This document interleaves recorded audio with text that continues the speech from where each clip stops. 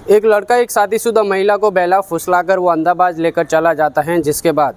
पूरे 1 महीने अहमदाबाद में उसके साथ एक भाड़े के ऊपर रूम ले लेता है, जिसके बाद उसी के साथ वो रह रहा था। लेकिन जैसे ही वो व्यक्ति जब उस महिला के साथ अप्राकृतिक रूप से उससे संबंध बनाने लगता है तो वो महिला काफ़ी ज़्यादा नाराज़ हो जाती है और नाराज़ होने के बाद वो अपने गाँव फिर से चली आती हैं।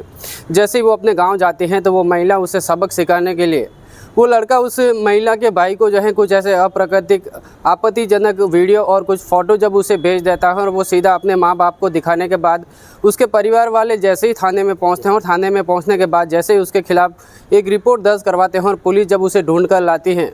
और फिर उसे जब पूछताछ करी होती है तो एक ऐसी कहानी निकल कर सामने आती है जो कि आज सोशल मीडिया पे भी काफ़ी ज़्यादा वायरल है। आप भी सुनोगे तो सोचने पर मजबूर हो जाएंगे, आखिर पुलिस वालों की पूछताछ में वो व्यक्ति क्या कहानी सुनाता है। पूरी कहानी इस वीडियो के माध्यम से आप सभी को विस्तार से बताऊंगा। नमस्कार, मैं रमजान सैया और आज की सच्ची घटना जो मैं आपको सुनाने जा रहा हूं, दरअसल मध्य प्रदेश का एक ज़िला लगता है सागर और यहीं पर एक थाना लगता है देवरी। यहीं देवरी थाने के अंदर एक एरिया होता है, इस एरिया का नाम गांधीवाड़ होता है। यहीं के रहने वाली तुलसी बचपन में इसी गांव के अंदर पढ़ लिख कर जब वो बड़ी हो रही थी तो उसी वक्त पास ही का रहने वाला शोएब नाम का लड़का होता है, उससे गहरी दोस्ती हो जाती है और दोस्ती के बाद दोनों एक दूसरे के प्रेम प्रसंग के अंदर आ जाते हैं, जिसके बाद दोनों के बीच में संबंध बन रहे थे और इसी तरीके से उनका वक्त बीत रहा होता है।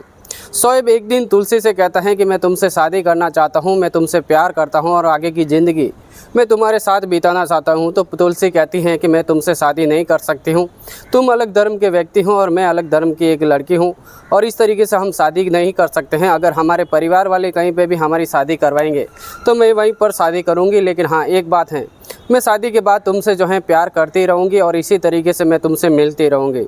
शोएब भी इसी बात को मान लेते हैं, जिसके बाद जैसे जैसे आगे वक्त बीता है, वक्त बीतने के साथ शोएब का भी पढ़ाई में मन नहीं लग रहा था, इसीलिए वो अपने स्कूल से ड्रॉप आउट कर लेता है, जिसके बाद तुलसी भी जो है ड्रॉप आउट कर लेती हैं। इसी तरीके से तुलसी अपने घर पर रह रही होती हैं। धीरे धीरे वक्त बीतता है, वक्त बीतने के साथ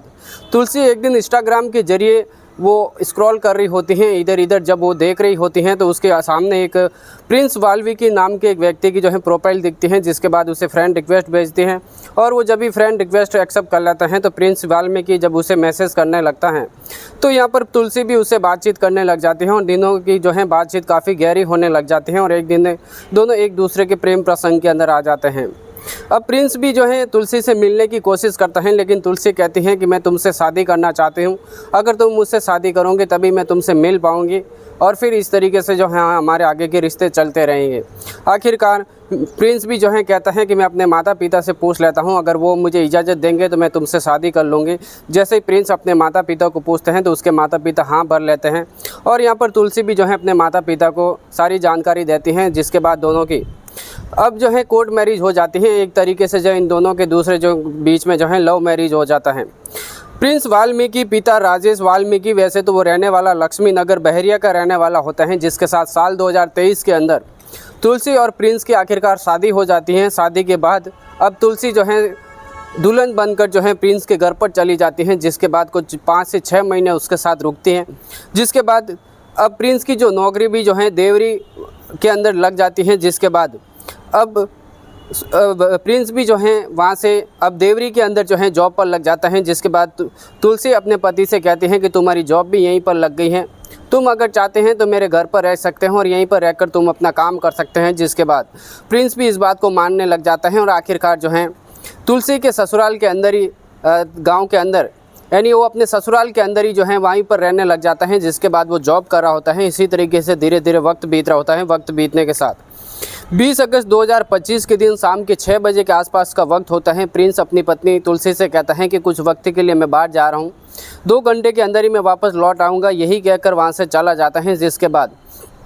6 बजे के बाद रात की 9 बज जाती हैं। तब तक प्रिंस जब अपने घर पर नहीं लौटता है तो तुलसी उसे ढूंढने की काफ़ी ज़्यादा कोशिश कर रही होती हैं। जब उसे फ़ोन लगाने की कोशिश करती हैं तो प्रिंस का फ़ोन जो है स्विच ऑफ आने लग जाता है, जिसके बाद वो अपने घर परिवार वालों को बताती हैं कि आखिरकार प्रिंस का कहीं पता नहीं चल रहा है।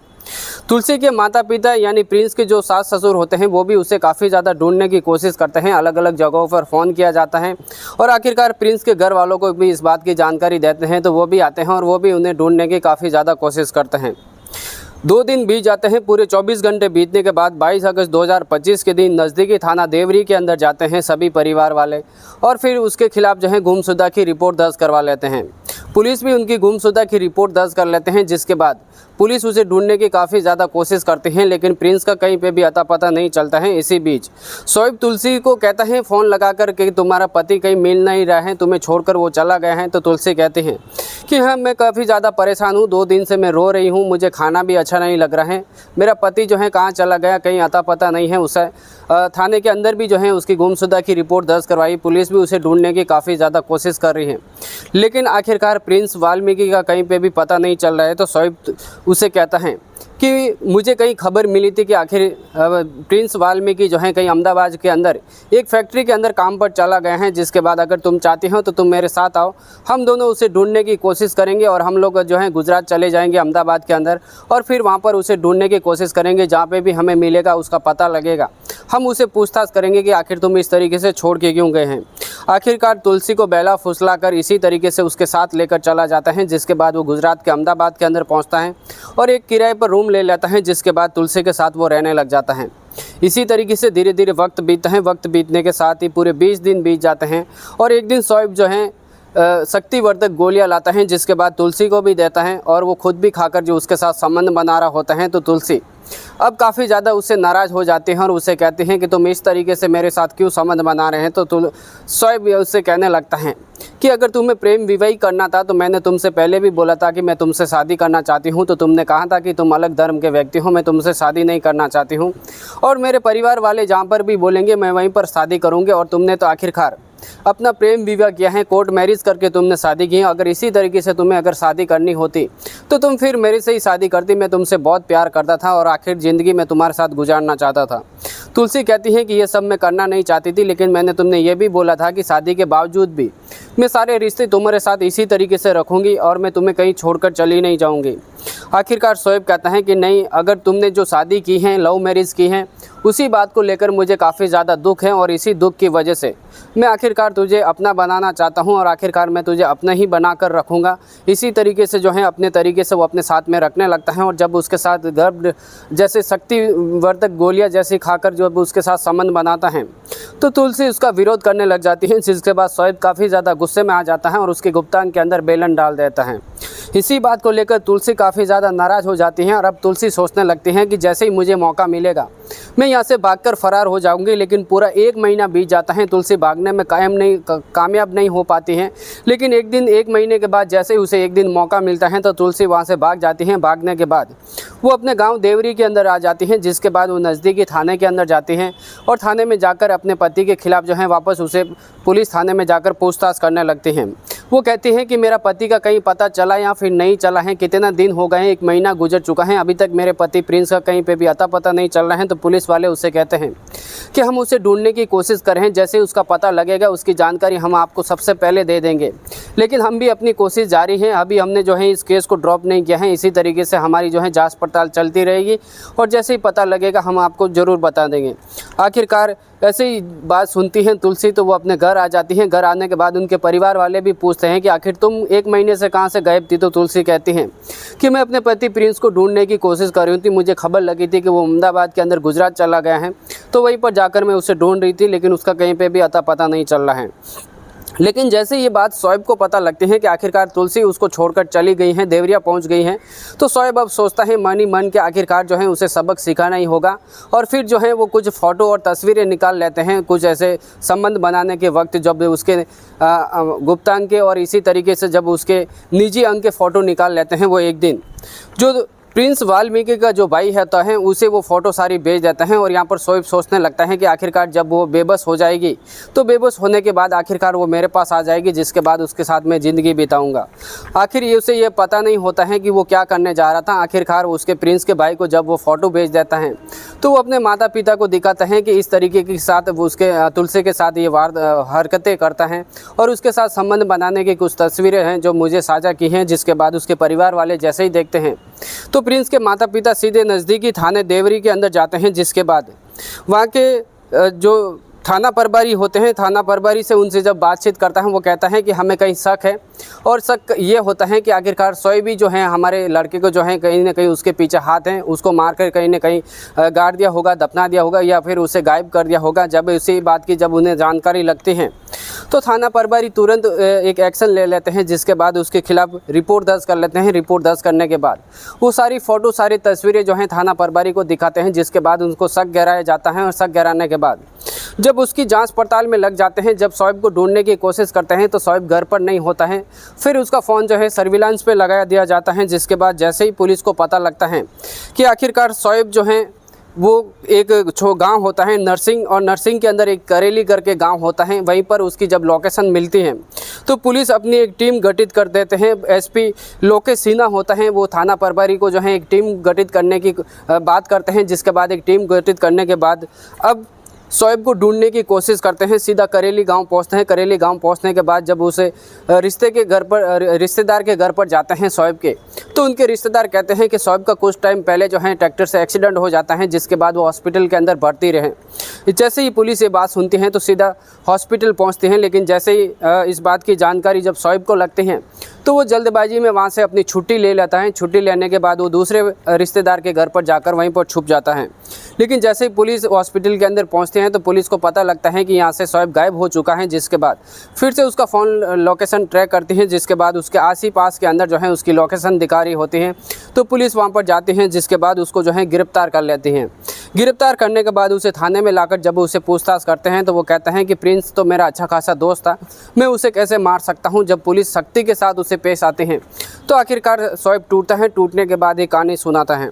शोएब कहता है कि बचपन से ही हमारी स्कूल के टाइम पर तुलसी से मेरे काफ़ी ज़्यादा दोस्ती हो जाती है, दोस्ती प्यार में बदल जाती है, और हम दोनों एक दूसरे के साथ संबंध बना रहे होते हैं। लेकिन एक दिन मैं तुलसी से शादी की बात करता हूँ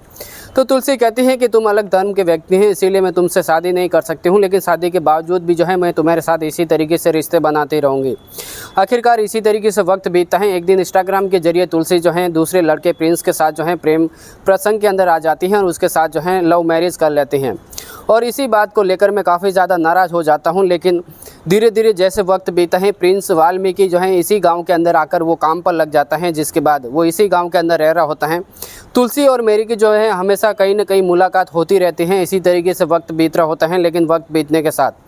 अक्सर प्रिंस वाल्मीकि जो है तुलसी की कभी कभार पिटाई कर लिया जाता था, जिसके बाद जैसे इस बात की जानकारी मुझे लगती थी तो आखिरकार मैं सोचता था कि प्रिंस वाल्मीकि जो है इस दुनिया से हटाने के बाद जो है मैं तुलसी के साथ हमेशा के लिए इसके साथ ज़िंदगी गुजार सकता हूँ, मैं तुलसी के साथ रह सकता हूँ, उससे शादी कर सकता हूँ। आखिरकार शोएब पहले जो है प्रिंस के साथ काफ़ी गहरी दोस्ती करता है, जिसके बाद वो आए दिन अलग अलग जगहों पर बैठकर शराब पिया करते थे। इसी तरीके से 20 अगस्त 2025 के दिन भी जो है उसके साथ शराब पीने के लिए उसे लेकर जाता है, जिसके बाद जैसे ही वो एक जगह पर जाकर एक सुनसान जगह होती है 2025 के अंदर, यानी 20 अगस्त 2025 के दिन एक सेफ्टी टैंक होता है और सेफ्टी टैंक के आसपास एक खाली प्लॉट होता है। वहाँ पर जाकर बैठकर दोनों शराब पीते हैं, जिसके बाद प्रिंस वाल्मीकि काफ़ी ज़्यादा नशे के अंदर हो जाता है तो उसके ऊपर पत्थर से वार कर देता है, जिसके बाद वो बेहोश हो जाता है। फिर उसे मौत के घाट उतारने के बाद एक सेफ्टी टैंक के अंदर खुदाई करता है। खुदाई करने के बाद उसके ऊपर मिट्टी डालकर पूरे 20 दिन तक जो है उसकी देख रेख कर रहा होता है कि कहीं पुलिस को इस बात की जानकारी तो नहीं लगी है, या फिर पुलिस आकर यहाँ पर देख रेख तो नहीं कर रही है, या पर कोई लोग यहाँ पर आ तो जा तो नहीं रहे। इसी तरीके से उसकी देख रेख करता है, जिसके बाद बार बार तुलसी से बातचीत कर रहा होता है। लेकिन तुलसी को बहला फुसला कर वो अहमदाबाद लेकर चला जाता है, जिसके बाद उसके साथ रह तो रहा होता है, लेकिन उसके साथ अप्राकृतिक रूप से जब उसके साथ संबंध बनाता है तो तुलसी वहाँ पर नाराज़ हो जाती है। और नाराज़ होने के बाद जो है वो सीधा देवरी आ जाती हैं। देवरी आने के बाद पुलिस से भी वो पूछताछ करने लगते हैं और उसके बाद उसके माता पिता भी जो है उससे पूछताछ करने लगते हैं। अब गलती मैंने ये कर देता हूँ कि आखिरकार जो तुलसी के जो जितने भी निजी अंग के प्राइवेट पार्ट के जो भी फ़ोटो होते हैं वो जब मैं निकाल लेता हूँ तो मुझे उससे पाने के लिए मैं प्रिंस के भाई के पास जब ये सारे फ़ोटो भेज देता हूँ तो उसके परिवार वाले जो हैं थाने में जाकर उसके खिलाफ़ गुमशुदा की रिपोर्ट दर्ज करवा लेते हैं, जिसके बाद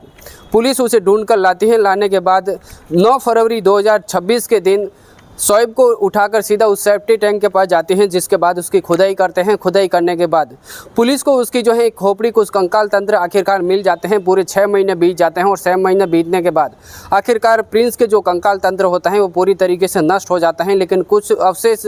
हड्डियाँ जो हैं उसकी मिल जाती हैं, जिसके बाद पुलिस फॉरेंसिक टीम को बुलाती है, उसकी जांच पड़ताल करवाती है और आखिरकार जो है प्रिंस की जो है वो डीएनए टेस्ट में पता चल जाता है, जिसके बाद आखिरकार शोएब को गिरफ्तार करती है। गिरफ्तार करने के बाद उसके खिलाफ जो है गंभीर धाराओं के अंदर मुकदमा दर्ज करती हैं, जिसके बाद उसे हमेशा के लिए एक कारावास के अंदर जो है उसे भेज देते हैं। आखिरकार आज की कहानी सुनाने का मकसद हमें किसी को ठेस पहुंचाना नहीं, किसी को तकलीफ पहुंचाना नहीं, बल्कि आप सभी को जागरूक करना था। इसी तरह की क्राइम की कहानी हर रोज़ सुनना चाहते हैं, देखना चाहते हैं तो इस वीडियो को लाइक और चैनल को सब्सक्राइब करना बिल्कुल भी मत भूलना। चलते हैं कमेंट्स की ओर। तो रेवत सिंह सुमेरपुर राजस्थान से हमारी वीडियो देखते हैं, यश ठाकुर प्रयागराज उत्तर प्रदेश से, आदित्य तिलेकर मुंबई महाराष्ट्र से, सुप्रिया सिंह कोकण महाराष्ट्र से हमारी वीडियो देखते हैं। आप सभी को तहे दिल से धन्यवाद।